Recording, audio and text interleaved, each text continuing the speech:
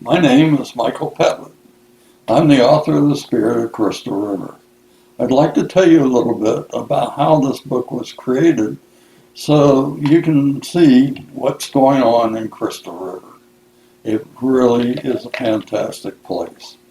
First of all, the Crystal River boat builders asked me if I would create a story about the Spirit. The Spirit was built in Crystal River, and the boat builders took 2 years to do this, and they used only hand tools of the 1800s. The Spirit is 36 feet long, 12 feet wide, and carries about 14 tons of cargo, and only settles in the water about 30 inches with cargo and crew. That's pretty cool because these waters are very shallow, and it's really great that they can move this much cargo. It was probably the safest way they could move cargo. If you did it by land, you might be attacked by anyone, including even the South, and take the cargo and give you script, which wasn't worth much.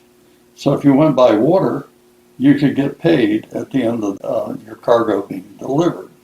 So it was very important to have these boats that went up and down the Crystal River. Our story starts out with an interview of our captain, James Blackworth. He was being interviewed by David Yulee and John Chambers. David Yulee was our first senator in the state of Florida. John Chambers was a land baron, and he also was a captain in the Confederate Army. His job was to take care of the home guard around Crystal River. The home guard also was in charge of the Rocks, which is a landing on Crystal River where most of the goods were transported to other places. Now, there was a problem that happened out there. Right outside of Crystal River was a blockade.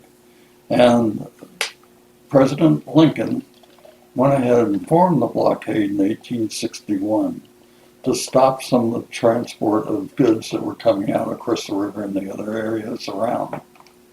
Now, what's so neat about that is James Blackworth was the captain, and the one thing that he wanted to make sure that Mr. Yulee knew was he would use secrecy and stealth, so no one could mention the name of the boat, even to his nearest friends. The neat part about that is he also told them about using stealth in using this boat. By going ahead and painting the sails, he would be less likely to be seen. So that's why in the Spirit of Crystal River, if you look at the cover, it's very difficult to see the boat. However, it was very neat because when it would go out along the edge of the Gulf, it was very difficult to see it from these boats that were out 12 miles. And he could go ahead and invade the boats by using stealth. His transport, he would go ahead and he could go all the way to Cuba, all the way around to Texas, all those different areas, but he had to be careful all the time. He also hired a young man who was probably about 15 and a half or so when he got him, and trained him on how to handle the scow and the different things that he would be responsible for. There were 3 other crew members. One of them was a preacher, one of them was a Spanish ex-pirate, and one of them was a loner. He was a very strong man. So it was a crew of 4 that they had to take this boat around the Gulf of Mexico. And they had a lot of adventures there. Met with some of the resistance was the deserters and the thieves would go ahead and try to waylay the boat, and they had to avoid them at all costs.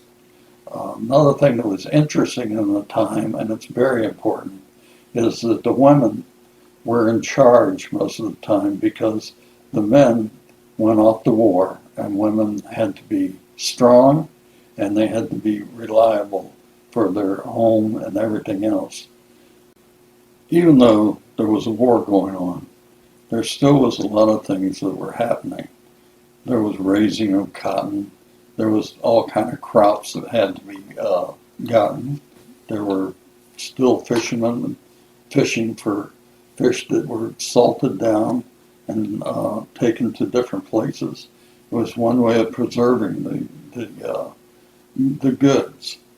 So it was very interesting. As the war proceeded, and it kept on getting closer and closer to Crystal River, it was decided that they wouldn't carry livestock anymore.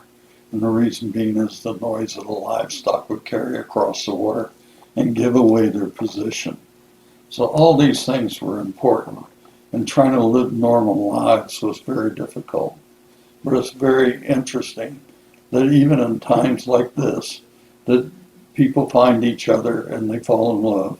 And our captain met a young lady and got married during the story, and it's really fascinating. Now, there were several things that happened on Crystal River that were outstanding that people just don't know about. Christopher Nugent was a sergeant in the Marine Corps for the North, and at one time he received the Medal of Honor for his actions on Crystal River.